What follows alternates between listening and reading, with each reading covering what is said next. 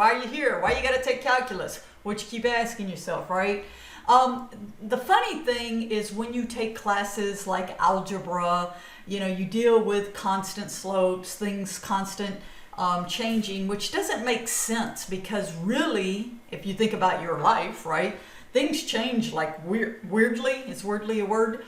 And so that's what calculus does. So basically what we get to do, instead of looking at something constant, we get to measure things that change, and graphically you could say by a curve. And how we do that, which is kind of math magic, I call it like a trick, is we zoom way in on a point on that curve and we make it linear because we know already how to deal with linear functions. And so that's where you're going to see where we're going to actually go. Why study this? I don't think it will take you very long to understand why, but it says more than 4 out of 5 U.S. employers now require pre-employment drug test, and 39% conduct random drug testing of employees. I think you want to know, right, how to pass that drug test. No, I'm just, oops, I don't know what happened. Just kidding. But the drug leaving your body, the rate that it leaves your body, guess what? That's calculus. And so those are going to be some of the things we're going to actually study. Now, we talk about things in math called a model. And in your brain, it's a word problem. And I know you're going, oh, no, word. No, that's the cool part, right? Because now you can see how you would actually use calculus. And as I mentioned, for biology students, it's not going to take you long to see, wow, I did not realize there were so many areas in biology that could be modeled with calculus. I talk about construction, business. In fact, there's the business school has their own business calculus class. Forensic science, there's a project of I die and how long has my body been laying there. Musicians, me being a musician, this is near and dear to me, about tones changing. Anything changing is calculus. Engineers, they get to study cool things like roller coasters and so on. So as you're going to see, there's many areas, that you study calculus. All right, now this has always been kind of a joke to me because I will have students say that teachers will say, how do you not remember this? And I can't remember everything, right? And that's one of the big issues. Somebody's calling me. That's one of the big issues is there's no way to be able to remember everything, right, if you haven't used it repetitively. Even things like fractions, finding common denominators. And so basically what I do is I go through this material and I say, these are things that you probably learned in the past, but maybe you've forgotten. So, we're going to review them. For example, different forms of a line. Most students know the y equals mx plus b. You're going to see there's reasons why I tend to prefer the point slope form. Okay, but for some reason you guys seem to prefer the y equals mx plus b. Not a big deal. They're the same thing, right? Equation of a line. The general form is where you have all your variables on one side and all your constants on the other side. So then you learned about this y equals mx plus b, and you found out by looking at this that the m was the slope of the line and the b was the y-intercept, where you could very quickly calculate a slope, right, very quickly based on the change in y over the change in x, the rise over the run, y2 minus y1 over x2 minus x1.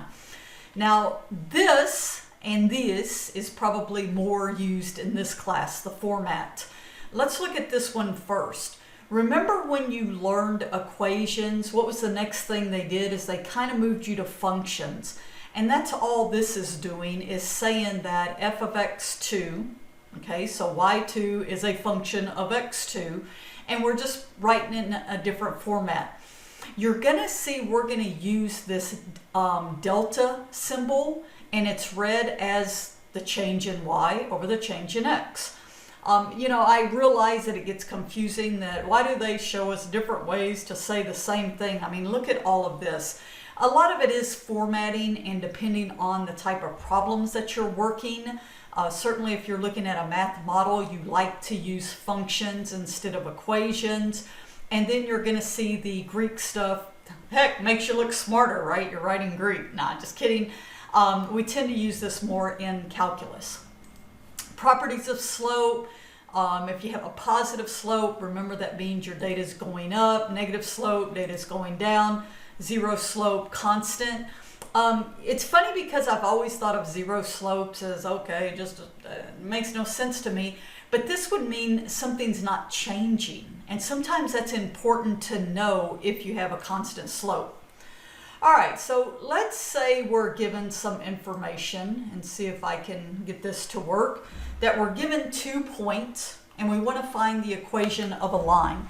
So as we talked about, if you remember, to find the slope, all right, it's the change in the y's. The order doesn't matter as long as you do the same order for both. So if I do the change in the y's would be what? 3 minus 2. So 3 and the 2. And then over the change in the x's, which would be 2 minus 0. Don't even need my fingers for this one, so that would be 1/2. All right, then it says to find the equation of the line. This is where I said many of you prefer this way. Nothing wrong with it, where you could plug in a y. I probably use the 0.02, so y is 2. We just found the slope, x is 0, and then we solve for b. Of course, b is 2. So then I could write my equation based off of me finding the y-intercept. I tend to, like I said, you'll see later why, I tend to prefer the point slope form. And so once again, you plug in, so I'm going to pick the 0.02, so I plug in 2. I found my slope. I plug in 0. Okay, that's based off of that point there. And then solving this, la la la. So don't forget you're doing this and you're doing that, right? And then chunk the 2 to the other side and I get the same thing. So this isn't a course you have to do it my way. Don't you hate teachers that are like that? You do the way that you're comfortable with, but you're going to see this way over here a lot of times is very helpful when it comes to predictions, and that comes later. All right, so we've gone through, we've done all this good stuff, and you saw me the last step that I did, I solved for y, and I've always asked why are you solving for y? The problem is, one, that's been beat into your heads and it's just a habit now. But you don't really even know why you solve for y. And you might say, well, because that way I can see the slope. Well, I can see the slope right there. Well, that way I can see the y-intercept. You know, maybe that's a good answer. Notice this litha here. Leave it the beep hell alone. Why do I say that? You know, it's kind of funny, not funny to you, but funny to me. Many of you, not this example with the 0, will mess up the steps when you solve for y and you'll get a wrong equation. If I have values that I'm going to plug in for x and values I'm going to plug in for y, won't this equation work? So there's no really true reason that you have to solve for y. I call that an extra step that a lot of times you don't have time to do, okay? And I have no problem with you leaving it in this format. All right, so as I mentioned, after we did equations, what's the next thing you went to? You went to functions. So functions were based on word problems, once again, where you have an input, you input something in, typically they call it your x, and you get something out.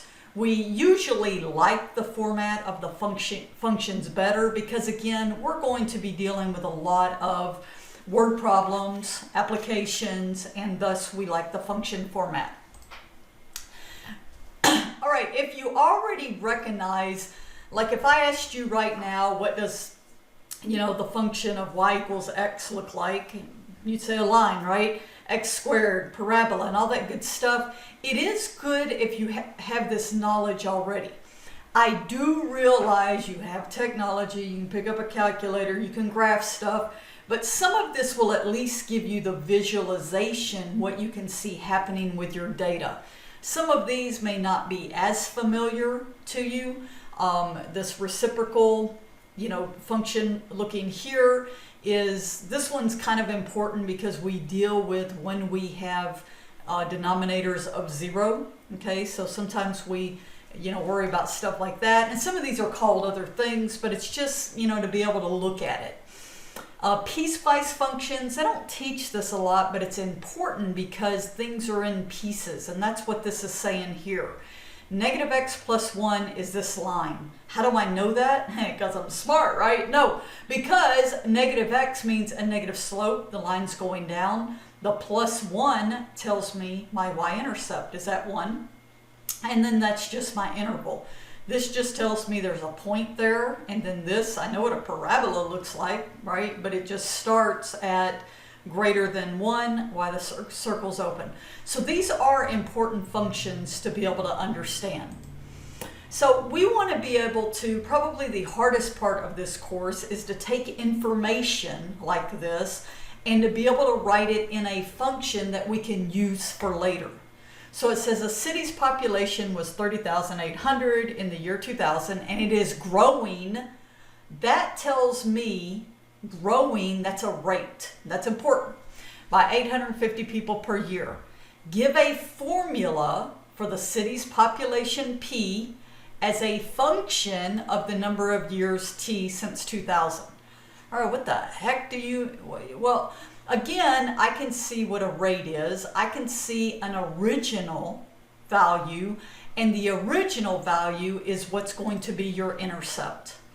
So, and why? Because originally, when t is 0, and we do that a lot with time, especially years, is we will say the original, that's not 2000, it's really the original when t equals 0.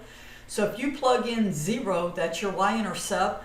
Notice this is your slope. Your slope is a rate of change, and so that's why my slope is 850, because that's the rate that it's changing. All right, so now what could I do with this?